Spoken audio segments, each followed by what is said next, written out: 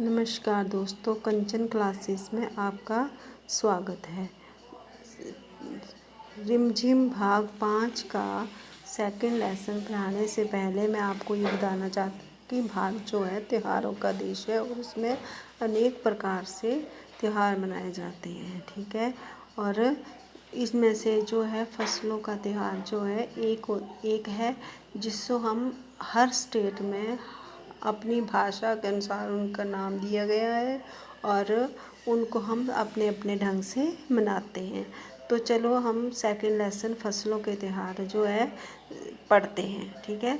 सारा दिन बोरसी के आगे बैठकर हाथ तपने से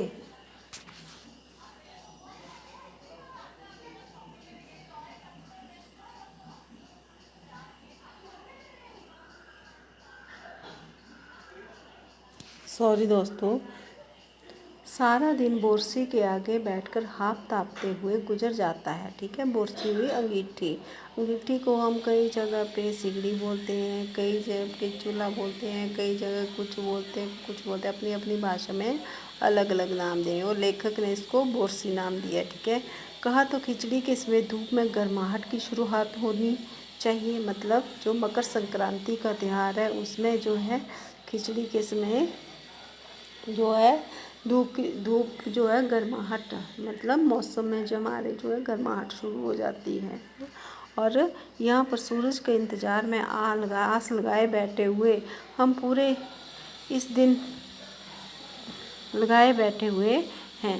पूरे 10 दिन हो गए हैं सूरज लापता है, और जो पूरे 10 दिन हो गए जो बारिश के कारण जो सूरज नहीं निकल पा रहा है। आज सुबह तो रजाई से निकलने की हिम्मत ही नहीं हो रही है।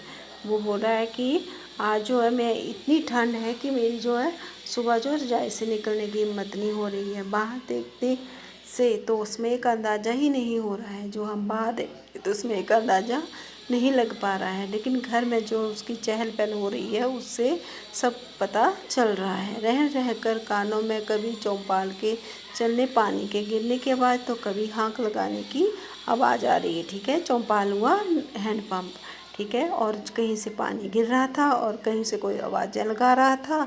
तो जो आवाज़ें लगा रही थी वो थी ये थी, जब भाग के देख केला के पत्ता आए कि नहीं।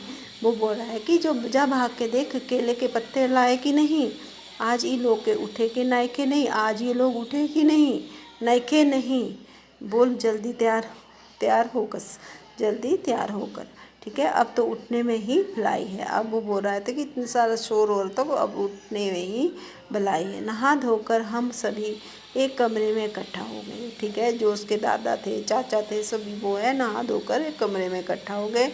दादा और चाचा ने क्या सफ़ेद चकाचक मान लगी धोती और कुर्ता पहना हुआ था, ठीक है।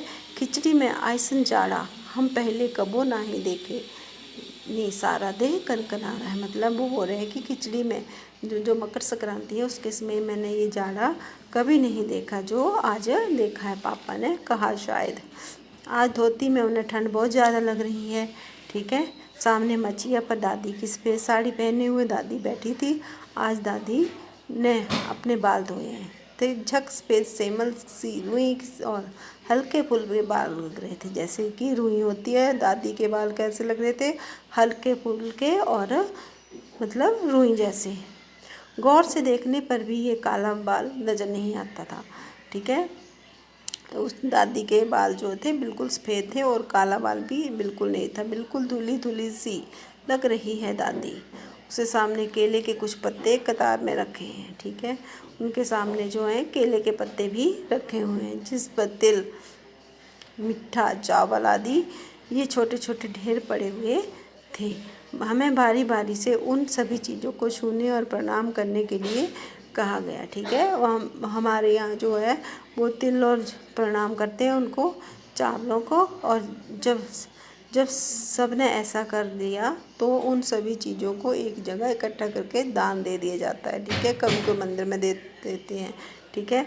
आज जो अपी दीदियाँ बुरी फंसी और हम लोगों को ये जो दान देता है ना, ये तिल और ये चीज़ें कभी भी नहीं देनी चाहिए, ठीक है। आज तो अपी दीदियाँ बुरी फंसी, उन्हें ना तो चूड़ा दही ही पसंद है और ना ही खिचड़ी।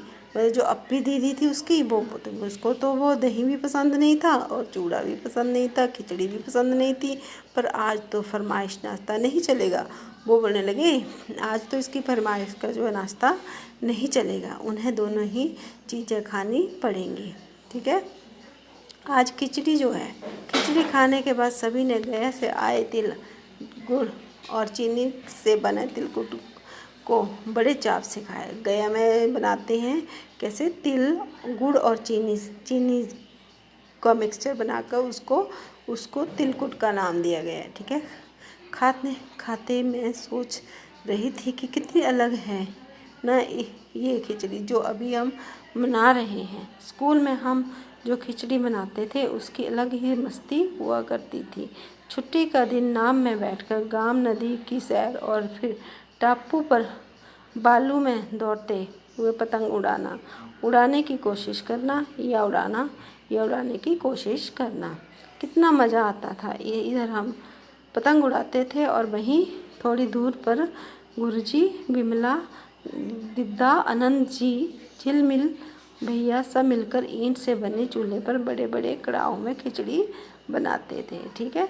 हम भी बीच बीच में अपनी पतंगों को सुस्ताने का मौका देते हुए मटर और प्याज छीलने बैठ जाते थे। वैसी खिचड़ी फिर दोबारा खाने को नहीं मिले। बाकी ढंग कैसा भी हो, पर यह है दुनिया का खुशियों का त्यौहार। ठीक है।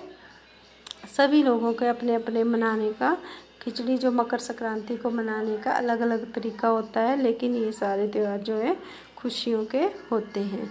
जनवरी माह के मध्य में भारत में लगभग सभी प्रांतों में फसलों से जुड़े कोई ना कोई त्यौहार मनाया जाता है। मतलब जनवरी के महीने में सभी प्रांतों में, सभी स्टेट्स में, मतलब जो फसलों से जुड़े हुए त्यौहार हैं वो मनाए जाते हैं। कोई फसलों के त्यौहार को हो जाने पर खुशी बांटता है तो कुछ लोग इस उम्मीद से खुश होते हैं कि अब पाला कम होगा। ठीक है।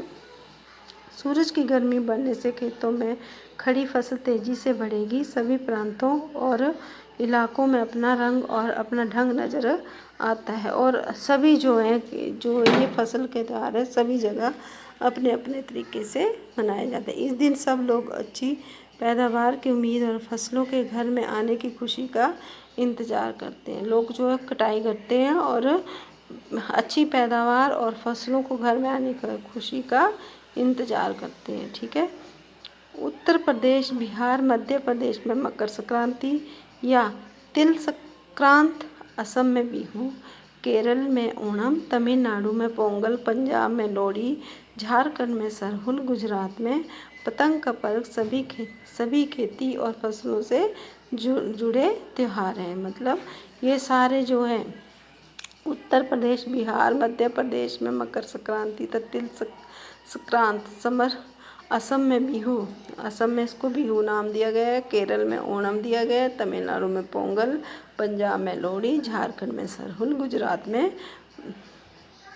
पतंग का पर्व सभी खेती और फसलों से जुड़े हुए हैं। इन्हें जनवरी के मध्य अप्रैल तक अलग अलग समय में मनाया जाता है। ये जो सारे त्यौहार हैं जनवरी और अप्रैल के मध्य में मनाए जाते हैं और अलग अलग अपने अपने तरीके से मनाए जाते हैं।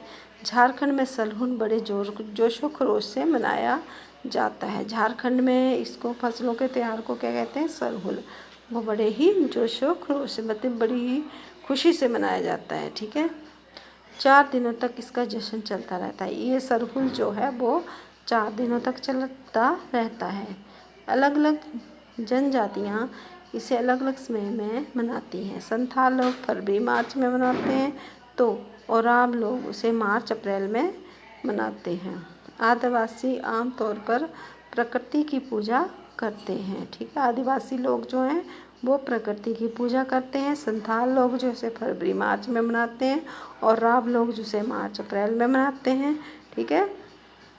इसको मनाने के अलग अलग टाइम पे मनाते हैं। मतलब ये चलता है जनवरी से मार्च अप्रैल तक चलता है। बीच में से सभी लोग इसको फसलों के त्योहारों को मना लेते हैं। आदिवासी आम तौर पर प्रकृति की पूजा करते हैं। ठीक है। सरहुल के दिन विशेष रूप से साल के पेड़ की पूजा की जाती है। मतलब जो सरहुल है, जो झारखंड का त्यौहार है, उसमें जो है कि साल के पेड़ की पूजा की जाती है। यही समय है जब साल के पेड़ों में फूल आने लगते हैं और मौसम बहुत ही खुशनुमा हो जाता है। स्त्री पुरुष दोनों ही ढोल मंजारे लेकर रात भर नाचते गाते हैं। ठीक है, चारों ओर फैली हुई छोटी छोटी घंटियाँ, लंबे लंबे साल के वृक्षों का जंगल और वहीं आस पास बसे छोटे छोटे गांव, लिपे पुते करीने के बुहारे और सजाए गए और घरों में सामने लोग एक पंक्ति में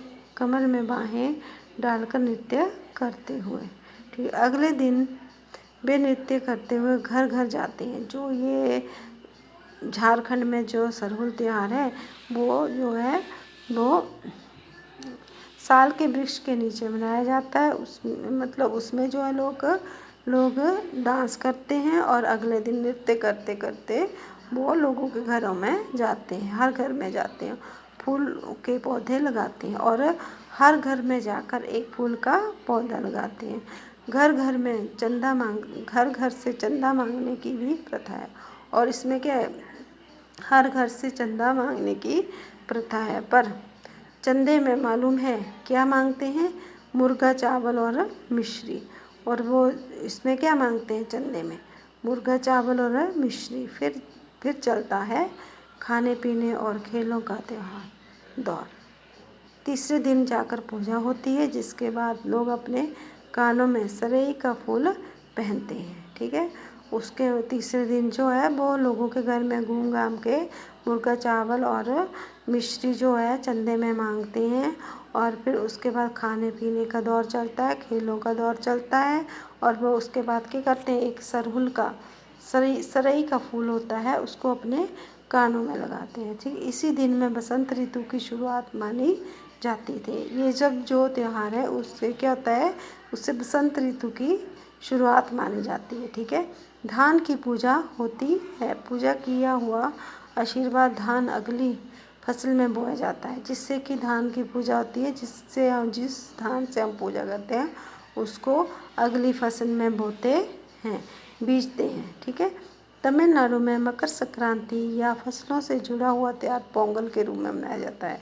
ठीक है, हम तमिलनाडु में उसको बोलते हैं मकर संक्रांति या फसलों के त्यौहार को बोलते हैं, उसको पोंगल बोलते हैं। ठीक है, एक दिन खरीफ की फसलें चावल अरहर आदि कटकर घरों में पहुंचती हैं। इस दिन क्या होता है कि जो खरीफ की फसलें हैं चावल अरहर जो है आदि जो है कटकर जो है लोग काट कर उनको घर में पहुंचाते हैं। ठीक है, लोग नए धान कूटकर चावल निकालते हैं। जब हम उस धान को कूटते हैं तो उनसे क्या बनते हैं, चावल। हर घर में मिट्टी का एक नया मटका लाया जाता है, जिससे नए चावल दूध और गुड़ डालकर उसे पकाने के लिए धूप में रख देते हैं। ठीक है, जो हर घर में मिट्टी का एक नया मटका लाया जाता है उसमें क्या डालते हैं, चावल दूध और गुड़ डालते हैं, उसे पकाने के लिए फिर धूप में रख देते हैं। ठीक है, हल्दी शुभ मानी जाती है, इसलिए साबुत हल्दी को मटके के मुंह के चारों ओर बांध देते हैं। ठीक है, ये मटका दिन में 10:30-12 बजे तक धूप में रखा जाता है। जैसे ही धूप में उफान आता है और दूध चावल मटके से बाहर गिरने लगता है, जब वो दूध चावल जो है मटके से बाहर गिरने लगता है तो लोग क्या बोलते हैं, पोंगल पोंगल पोंगल, खिचड़ी में उफान आ गया। इसका मतलब है पोंगल पोंगल पोंगल, मतलब खिचड़ी में उफान आ गया।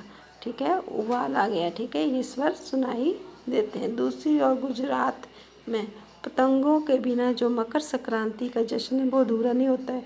गुजरात में कैसे मनाते हैं हम मकर संक्रांति को, पतंगों के जरिए। ठीक है, इस दिन आसमान की ओर यदि नज़र उठाएं तो शायद हर और रंग रूप के पतंग आकाश में लहराती हुई मिलेंगी। मतलब उस गुजरात में कैसे मनाया जाता है, पतंगों से।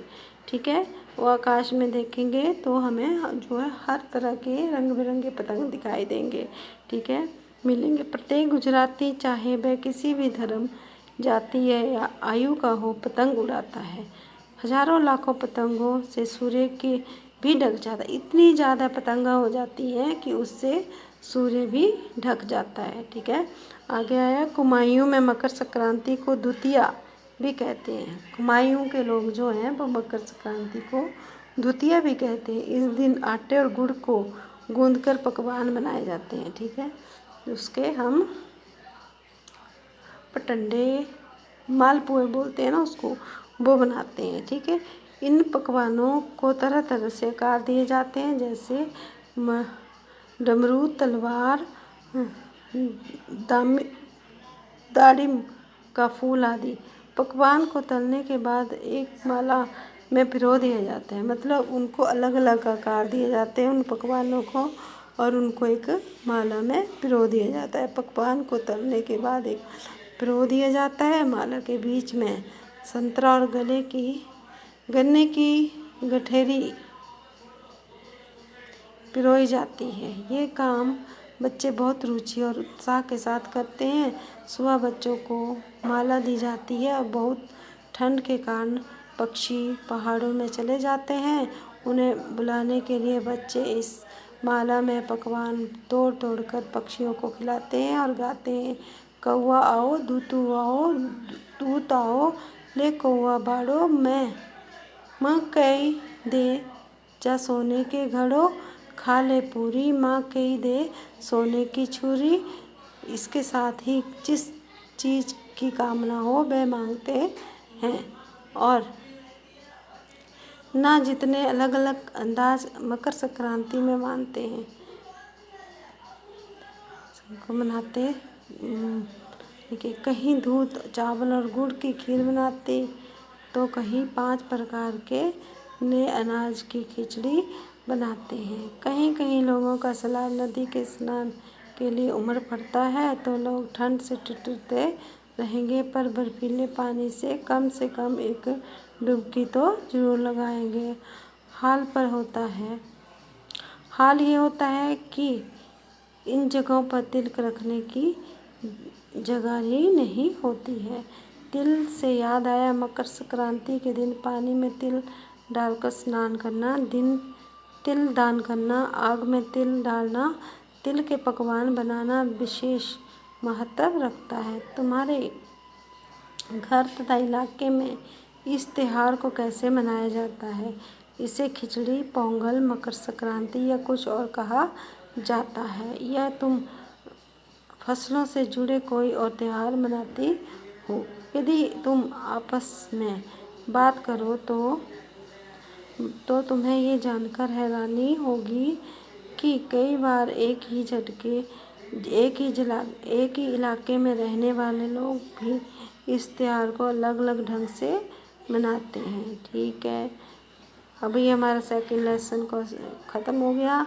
अब से नेक्स्ट वीडियो में मैं इसको आपके प्रश्न उत्तर करवाऊंगी। Thank you, have a nice day.